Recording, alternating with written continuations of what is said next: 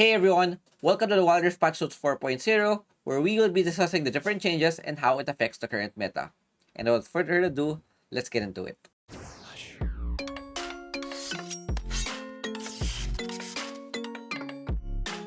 4.0 is now here, the first major patch of 2023, or actually the first patch of 2023. And let's skip the intro to see the real meat. New champion, Zoe. What I predict about this would be she's gonna be very weak in the first few days or few weeks, and then she's gonna be oppressive or OP once people know how to play her. Because what I think, Zoe is much more OP in Wild Rift than in the LoL PC because of the locked camera. It's harder to see skill shots from afar, and you need to have fast reactions in order to dodge her bubble. With all of the summoner spells with low cooldown, I think she would be able to steal a lot of spells. For solo queue, obviously mid. Competitive, she might be placed bot, and depends on how OP she is, she might be played mid as well. I hope she's not that strong or basically auto-banned for me. New features, Wild Pass. It's gonna be a grave mistake. Okay, so we will be having super villain Graves and finally a jungle. Well, actually Jace is also jungle, but this is gonna be a jungle-centric Wild Pass. I really like the Grave skin, and it's something I might get. No, I will get the Wild Pass. So if you're a jungle or Graves main, then the Wild Pass is definitely for you. Rank Season 8. Nami looks so good though.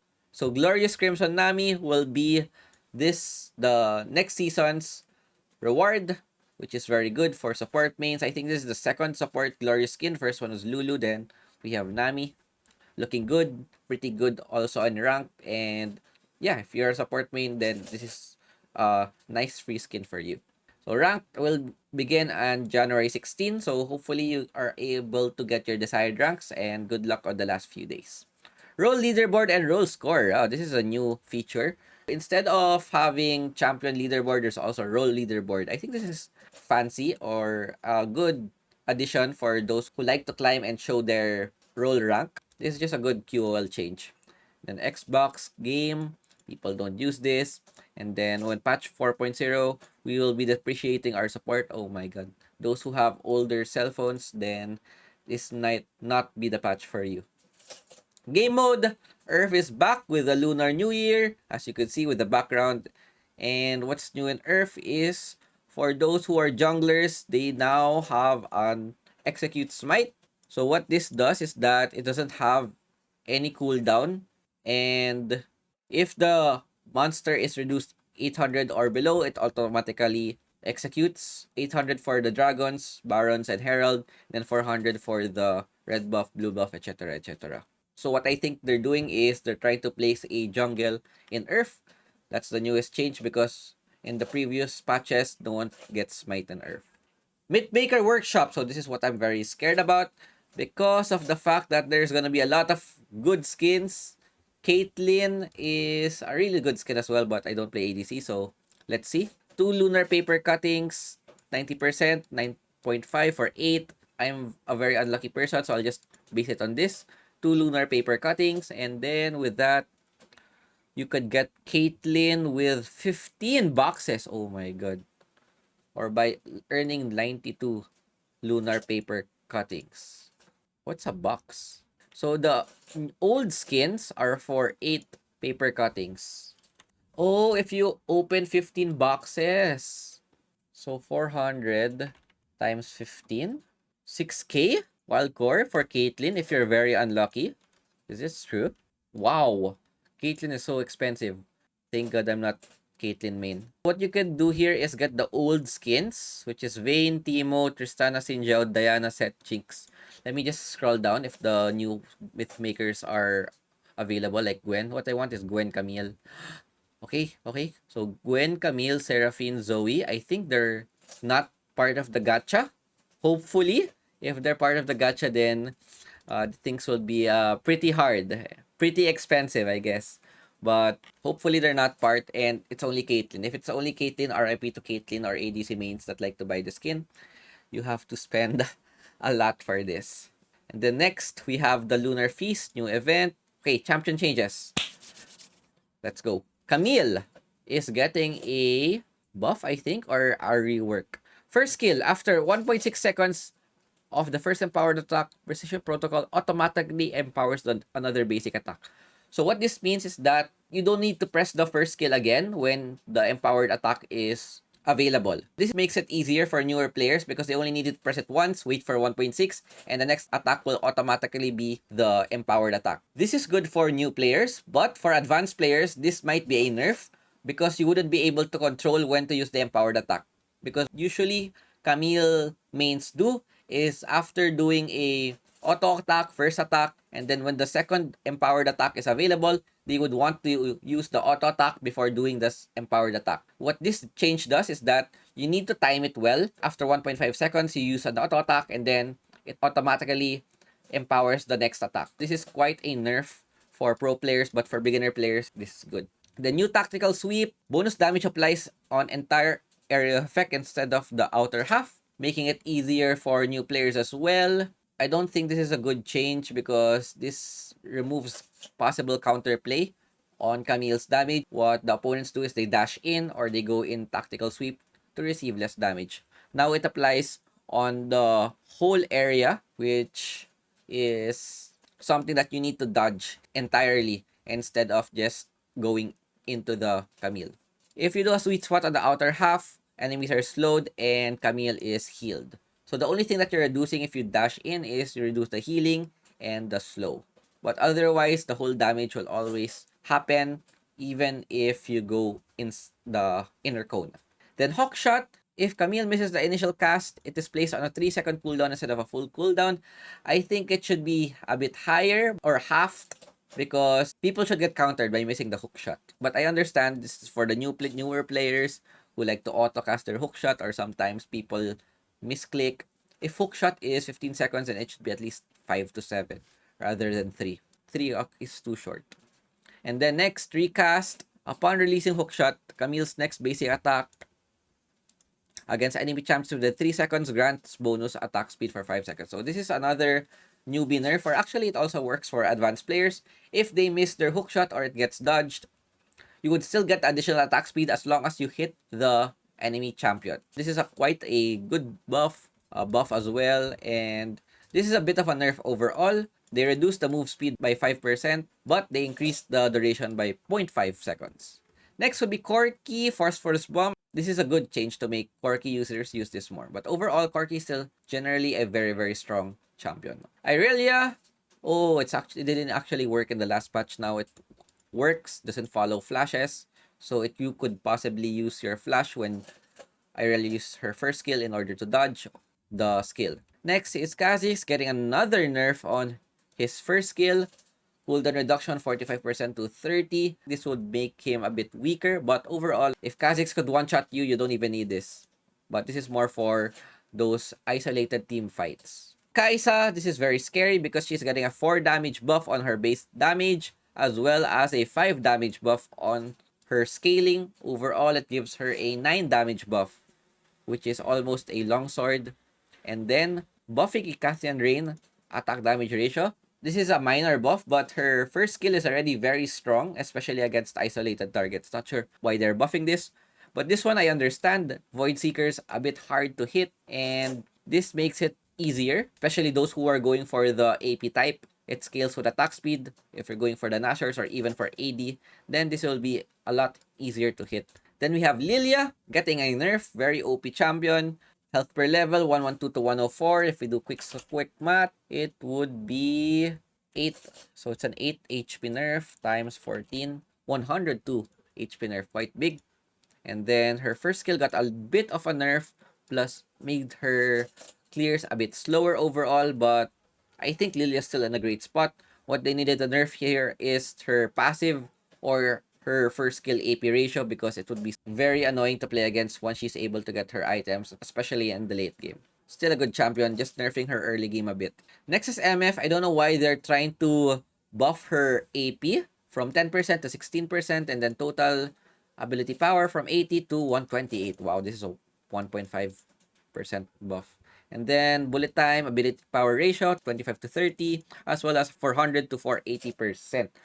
Not sure why they want to buff APMF. It's something that I don't like to see in my games. Personally, I think this is just like a for fun type of build, but unfortunately, with this buff, people might try APMF. What I could see is people going for Rift Maker. Once they get full stacks, they use their ultimate, they get a lot of true damage, and since the scaling is better, Rift Maker is a possible item for this champion. Next, we have Renekton. Another buff. I think this is like the fourth or fifth buff in a row. They really love Renekton, reducing the cooldown of his first skill as well as increasing the heal by 1. Minor. Renekton has been getting minor changes every patch, or minor buffs rather every patch. And I think he's already viable. People just don't know how to use it effectively. Next is Samira. I haven't seen Samira's in a while. They're buffing her passive by 5. So very interesting. If your CC's hit, then she's able to use this, which would do a bit more damage.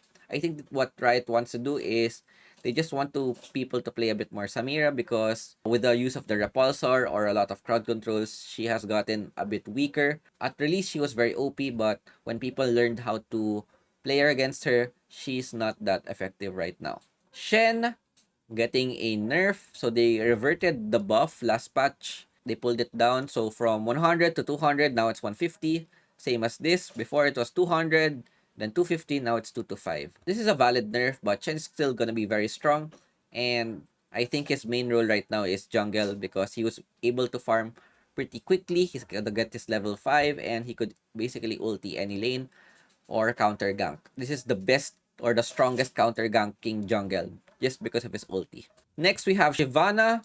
She's getting some love, increasing her health per level. So if we do some quick maths per level, so 7 times 14, 98, almost 100 HP buff, as well as decreasing her first skill by 0.5. This is nothing because every hit reduces her first skill cooldown. Minor buff. This wouldn't affect her at all, but she's still generally strong. She's not being used that much because of Gwen, who does almost everything better than her. The only thing Shyvana does better is take objectives. But aside from that, Gwen outmatches this champion. Next, we go for Singe, getting some love, decreasing the mana cost per second as well as the AP.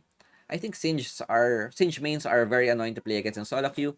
They're giving him some buffs so that more people can play him. And yeah, this is a minor buff as well. Sion also getting some love from 15 to 20, bonus health per kill, as well as increasing the minimum base damage from 25 to 40. Biggest buff for me, the slow, because this allows you to hit your first kill much easier. Then we have Aram changes. They just buff and nerf some champions. Earth changes as well, increase their damage as well as decrease the damage.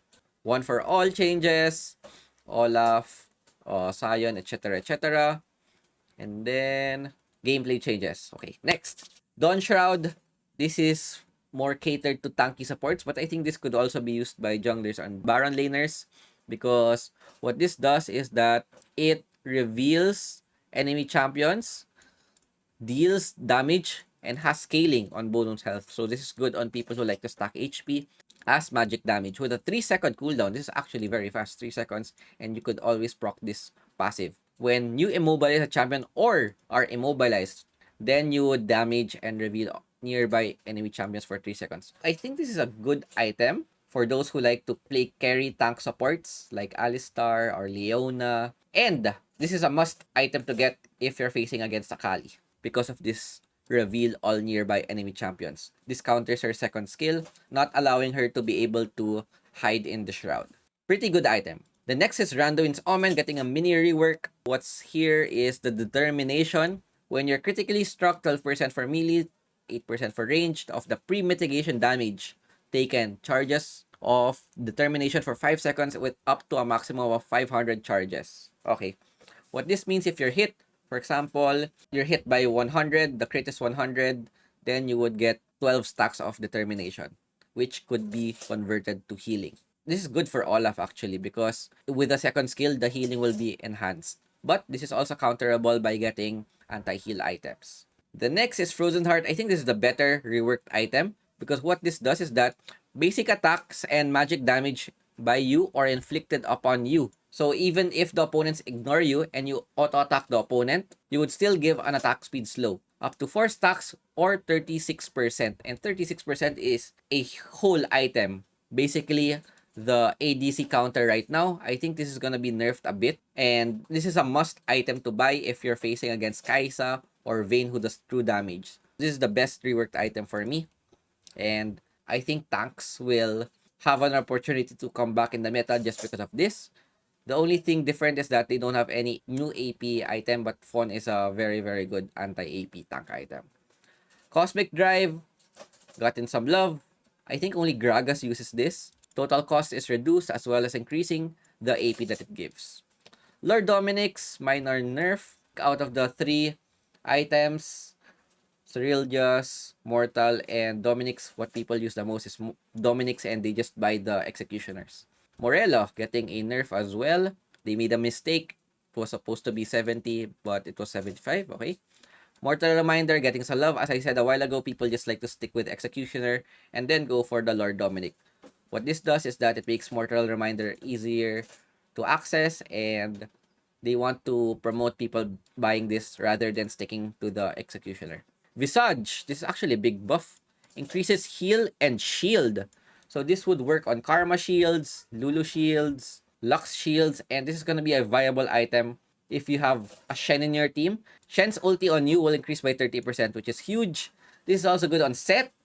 If you have full stacks of your second skill, plus Protect, and then you increase it by 30% with the Spirit Visage, this is gonna be a good anti-Serpent's Fang item. Because if Serpent's Fang reduces by 35 by ranged, 50% by melee, this will at least increase it by 30%. This is the anti-healing and anti-shielding item that you should get. Then Pathfinder getting another buff, increasing bonus move speed in the river as well as leaving combat. Face Rush, minor rework. Now this works on all abilities except for the ultimate, which I think is good, and increasing the ability haste that it gives. This is huge. This is times 2.5. Champion damage versus structures. Before it was higher value between 100% attack damage and 150% ability power. Now it deals both. So this is a buff for hybrid champions, probably for Jax, Kayle, Kai'Sa. Those who build Riftmaker would benefit from this. And it's still unchanged. Depends on the type of damage that you have. If you're AP, then it gets to AP. If you're AD, then it's still at AD. Skins, Lee Sin. Oh, this is a nice Lee Sin skin. Lee Sin, Vayne, Caitlyn, Camille, Gwen, Seraphine, Zoe. I love the Mythmaker skin line. It's so unique. Getting the Gwen and Camille, possibly the Lee Sin as well. So I think that's all for this patch. Overall, I think it's decent. The self-destruct feature isn't here yet. They might be implementing it in the future. Who knows? But the best thing here is probably the new item, Dawn Shroud, very interesting, as well as the Frozen Heart rework. Buffs, decent. What this patch should feature is the Earth, which is almost everyone's favorite game mode. So that is it for our patch notes. I hope you guys enjoyed, and I will see you guys in game. Peace out. Ciao, ciao. I'm finally facing it.